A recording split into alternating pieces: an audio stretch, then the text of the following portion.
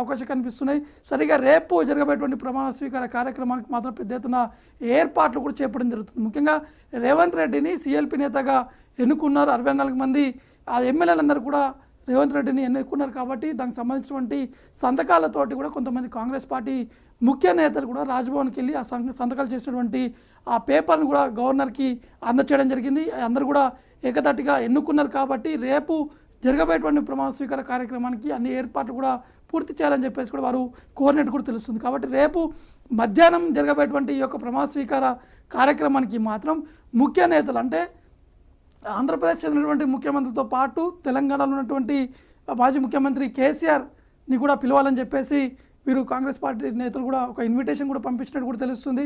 కాబట్టి ఈ ప్రమాణ స్వీకారం పెద్ద ఎత్తున చేపట్టాలని చెప్పేసి కాంగ్రెస్ అధిష్టానంతో పాటు రేవంత్ రెడ్డి కూడా ఒక నిర్ణయం కూడా తీసుకోవడం జరిగింది. కాబట్టి ఇప్పుడున్నటువంటి పరిస్థితుల్లో మాత్రం ఎల్బీ స్టేడియం అంతా కూడా భారీ బందోబస్తు కూడా ఏర్పాటు చేశారు.